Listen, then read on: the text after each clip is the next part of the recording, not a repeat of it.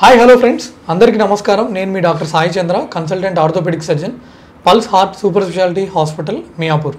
So ఈరోజు మనతో ప్రముఖ dermatologist, aesthetic physician doctor Sanjusha madam గారు ఉన్నారు.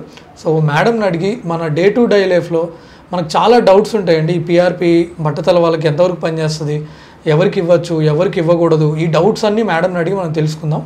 Hi ma'am, what's the role of PRP for hair loss? First PRP అంటే ప్లేట్లెట్ రిచ్ ప్లాస్మా థెరపీ అండి. మనం ఈ పిఆర్పి హెయిర్ లాస్ పేషెంట్స్లో ఇచ్చినప్పుడు మనకి ఫస్ట్ థింగ్ ఏంటంటే the intensity of hair fall అనేది బాగా తగ్గిపోతుంది. అదే కాకుండా the length of the hair పెరుగుతుంది, the diameter of the hair పెరుగుతుంది. And when you see a male pattern baldness, frontal receding అనేది చాలా కామన్ వాళ్ళు. మనం ఎప్పుడైతే పిఆర్పి ఇస్తామో ఈ రిసీడింగ్ అనేది చాలా వరకు స్టాప్ అవుతుంది.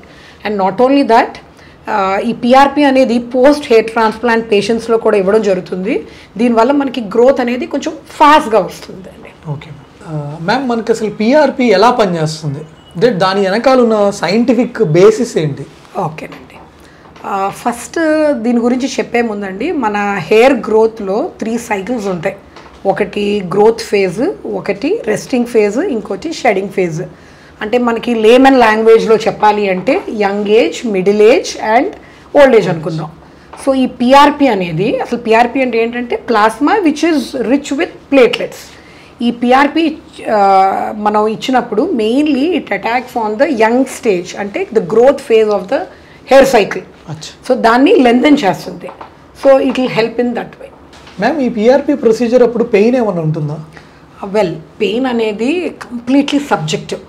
ఒక పర్సన్ టు పర్సన్ పెయిన్ అనేది మారుతుంది. But the pain is so minimal, అంత డిస్కంఫర్ట్ అయితే డెఫినెట్గా ఉంటుందండి. అండ్ దట్టు మనం ఏంటంటే కొంచెం పిఆర్పి స్టార్ట్ చేసే ముందు will give some local anaesthesia to the patient. Okay, so anaesthesia ఇస్తే అట్లయినా పెయిన్ ఏమి ఉండదు? The pain will be minimal, అంటే పేషెంట్ టాలరేట్ చేసేటట్టే ఉంటుంది. మ్యామ్, అసలు పిఆర్పి ప్రొసీజర్ ఏంటి? ఓకే, ఫస్ట్ పిఆర్పిలో మనకి చాలా రకమైన ట్యూబ్స్ ఉంటాయండి, depending on the activator. So మన వాడే ట్యూబ్ బట్టి some 10 to 16 ml of the blood తీసుకుంటాం పేషెంట్ దగ్గర నుంచి. తీసుకొని ఈ బ్లడ్ని ఒక సెంట్రిఫ్యూజ్ అనే మెషిన్లో పెట్టి ఒక హై స్పీడ్లో స్పిన్ ఇట్. దీనివల్ల ఏమవుతుందంటే ద బ్లడ్ అనేది 2 పార్ట్స్లో డివైడ్ అయి ఉంటుంది.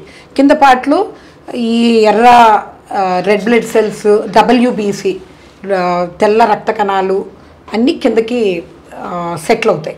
పైన part of the blood is the fluid part of the blood which is nothing but the plasma. ఇది రిచ్ ఇన్ ప్లేట్లెట్స్ ఉంటుంది. ఈ పిఆర్పి బ్లడ్లో ఈ ప్లేట్లెట్స్ ఏవైతే ఉన్నాయో ఆల్మోస్ట్ మన పెరిఫరల్ బ్లడ్తో కంపేర్ చేసి చూస్తే 2 to 6 fold పెరిగి ఉంటాయి. Okay, so this is the mechanism of collection of PRP. Whole ప్రాసెస్కి ఎంత టైం పడుతుంది మ్యామ్?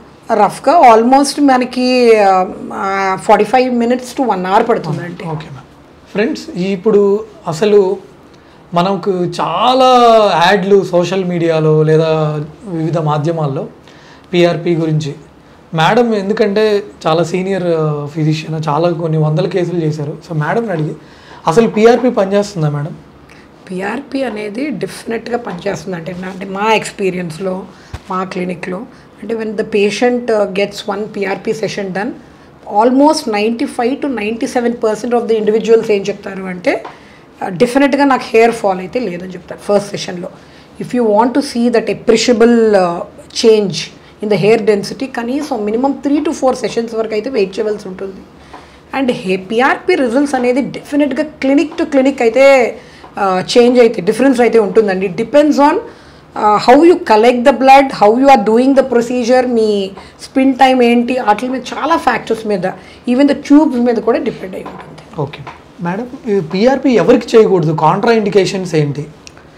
పిఆర్పి అనేది రిలేటివ్లీ వెరీ సేఫ్ ప్రొసీజర్ అండి. But there are few conditions, like కొంతమంది పేషెంట్స్లో వాళ్ళకి స్వతహాగా కొంచెం ప్లేట్లెట్స్ అనేవి తక్కువగా ఉంటాయి. సో వాళ్ళల్లో అయితే we generally don't attempt PRP. And next thing is diabetic ఇండివిజువల్స్లో we need to be little careful, infection risk లేకుండా ఉండాలి. And third thing is people who are on oral steroid therapy, corticosteroid therapy, వాళ్ళల్లో కూడా పెద్ద we shouldn't go forward. And వాళ్ళకి కానీ ఏదన్నా మన ఇంజెక్షన్ సైట్లో ఏదైనా ఇన్ఫెక్షన్ ఉంటే కూడా we need to avoid. Okay ma'am PRP ఎంత ఫ్రీక్వెంట్గా చేయాలి అంటే ఎన్ని సైకిల్స్ అలా ఏమైనా ఉంటుందా? యా, పిఆర్పి అనేది జనరల్గా అయితే మనకి వన్స్ ఇన్ అ మంత్ ఫర్ అట్లీస్ట్ 6 to 8 సెషన్స్. అచ్చా. తర్వాత what we tell people is to maintain this we need brushing treatments అంటారు. అంటే next 5 years or next 3 to 5 years వరకు ఆ ఇయర్లీలో ట్వైస్ అన్న చేయించుకోగలిగితే it would be very good అండి. Okay ma'am. సార్ ఇప్పుడు ఆర్థోపెడిక్స్లో what's the role of PRP, how useful is it?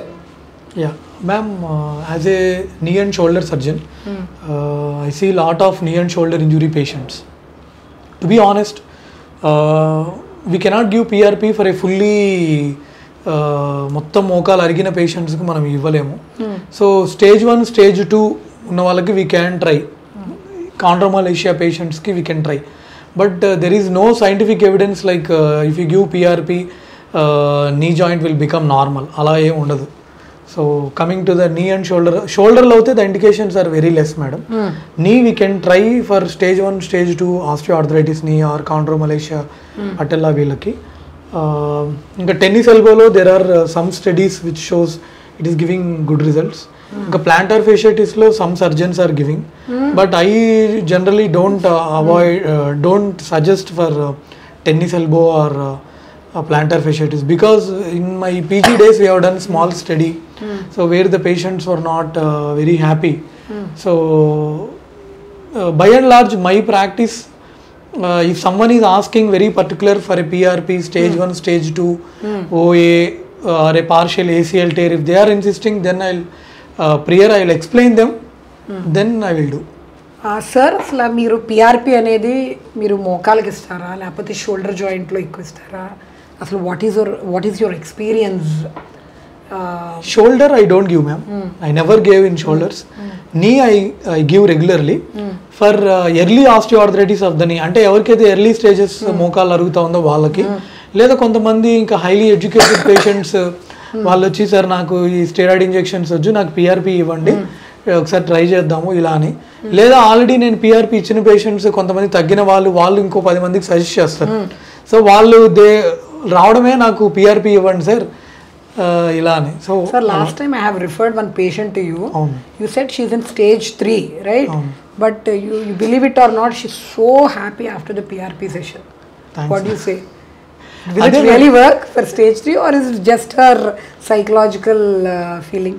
Ma'am, to my surprise, I have seen few patients, even 2-3 months back, patient's age is around 60 years.